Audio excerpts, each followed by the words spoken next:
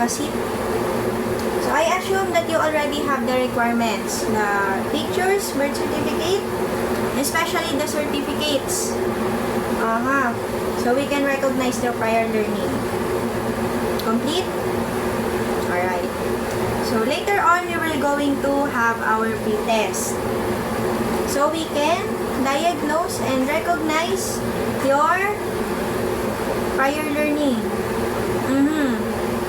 Any questions? None. If none, then let's proceed. Again, good morning and welcome to orientation in Cookery NC2. So before we start, let us check your attendance first. Kindly pass it. Sign beside your name. Okay, so how's the trip going here? Traffic? No, Telero, always. Always traffic there.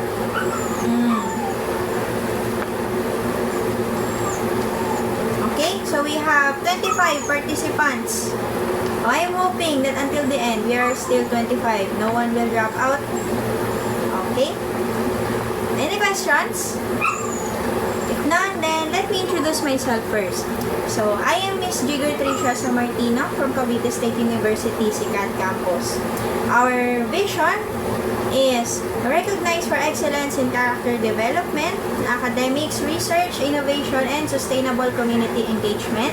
Our mission is to produce professional, skilled, and morally upright individuals for globally competitiveness.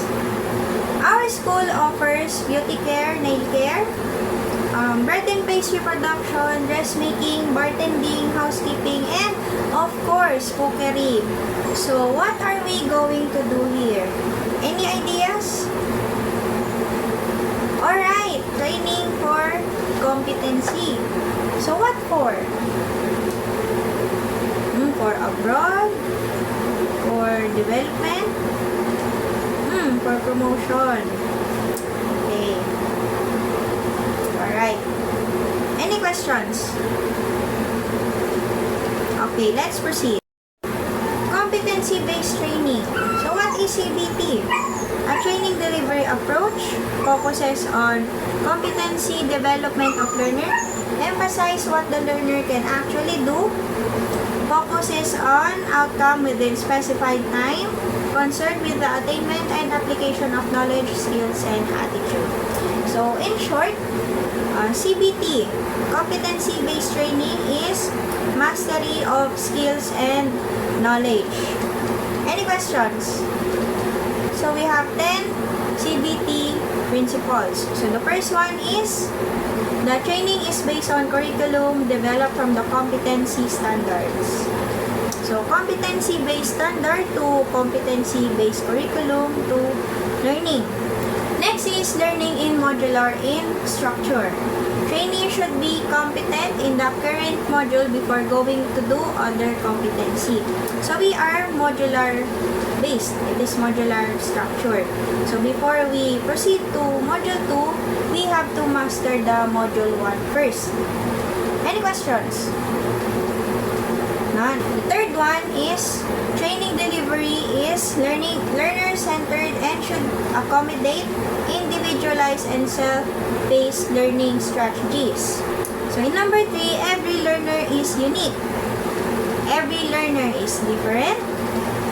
Every learner has its own needs.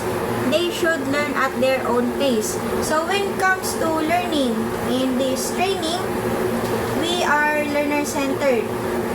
And you have your own uniqueness, right? You have your own learning styles. Yes. So you can study on your own pace. On your own pace, rather. So what does it mean?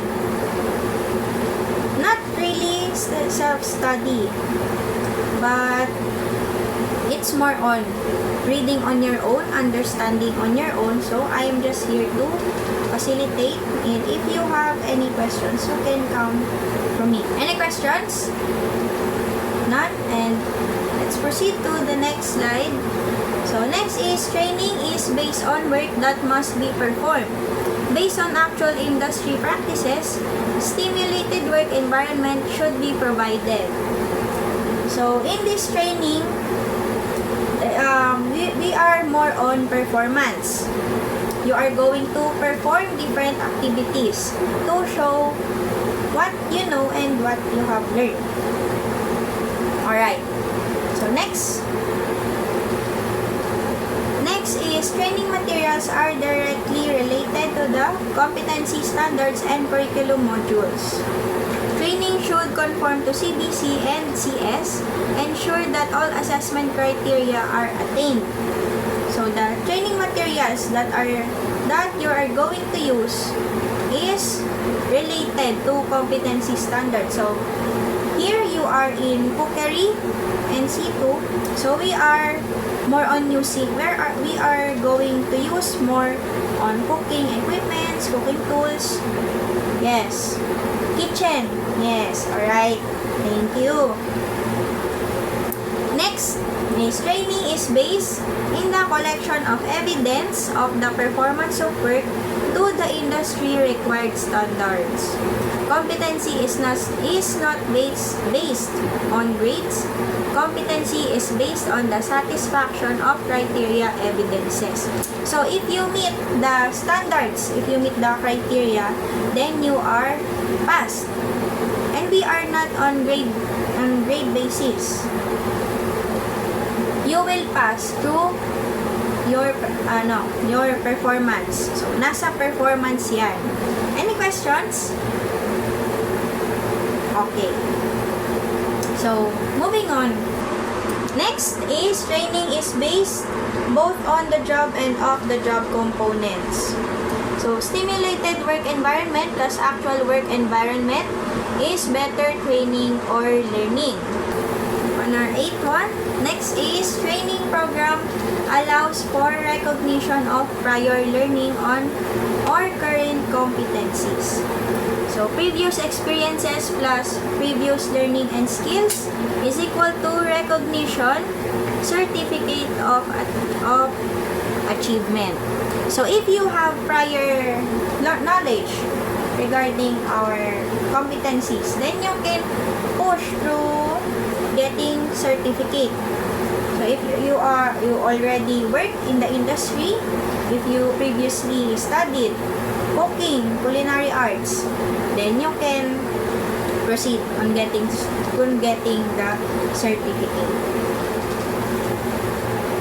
Next is training allows for multiple entry and exit. So enter and exit programs at different times and level receive recognition for competencies attained at any point. So in this training, you are allowed to exit anytime you want and you can enter. So if for example, the class is already studying the module 3 and you are not you don't have any idea about module 3, so you will enroll at module 1 first. You will study module 1 first before you proceed to module 3. Moving on, the 9th one is training allows for multiple entry and exits. Enter and exit programs at different times and level. Receive recognition for competencies attained at any point. So anytime you can enter or you can exit and you can get the certificate anytime. If you are competent enough, then why not? We're going to give the certificate right away. The last one is training programs are registered with the UTPRAS or the UTPRAS registration. This UTPRAS is the quality assurance in training. Next.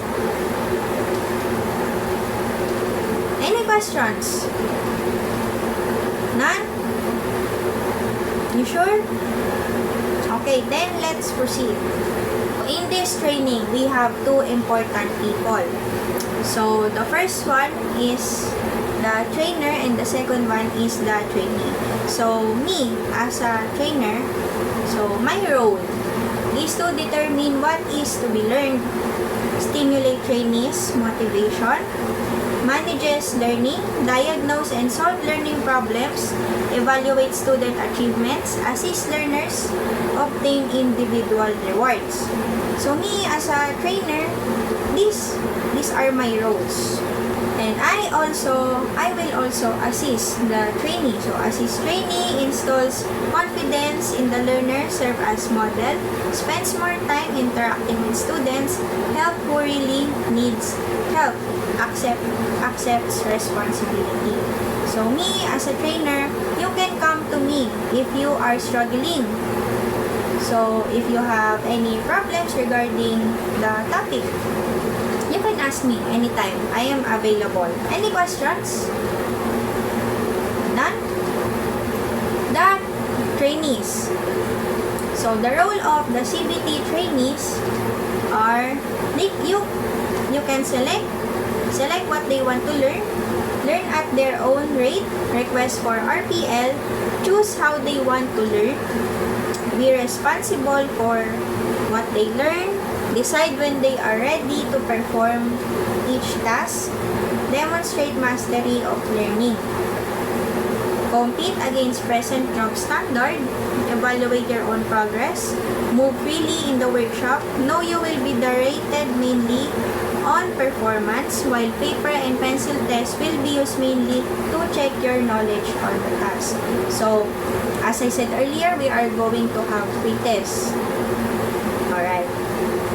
So, in being a trainee, so you have to compete against present job standard. So you have to be qualified for the present standards. And you can evaluate your own progress. You are free to do so. Yes. Another one is learn according to your own interests and abilities.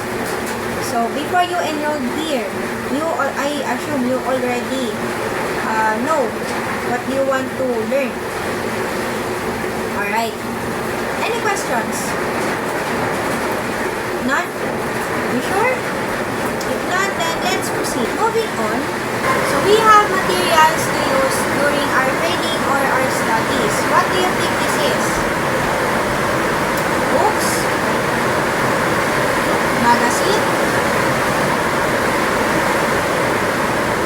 Alright. Thank you. That's correct. So we have CBLM modules. CBLM package. So this is competency-based learning material. So it is a printed and unprinted instructional aid that guides students in learning.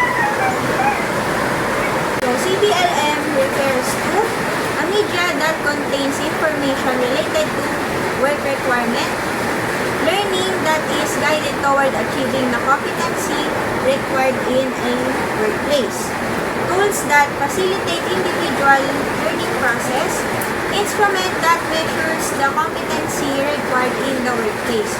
So competency-based learning material or CBLM package is your module for short. This material, you're going to use this the entire training. You will gather information from this one. Different forms of learning materials. Any questions pala regarding to the previous slide? None? Okay, let's proceed. So next is the different forms of learning materials.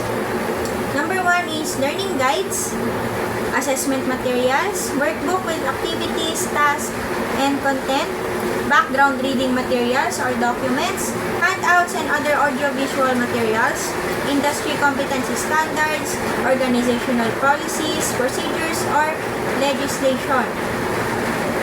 So we have different forms of learning materials.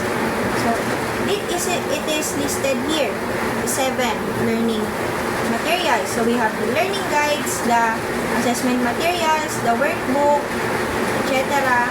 So these are all will be useful through your entire training. Next Next is monitoring of learning progress.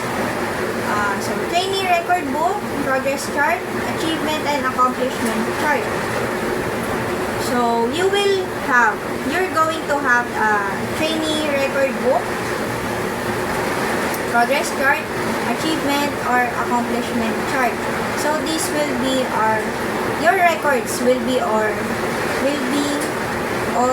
programmed here. It is recorded in these things. And lastly, the evaluation system. So, as I said earlier, we are not evaluated through grades to grading system. We are not numerical here. So, we are going to evaluate if you are competent or not competent enough. So, this will be seen in your performance according to the performance standards or the criteria. Do you have any questions?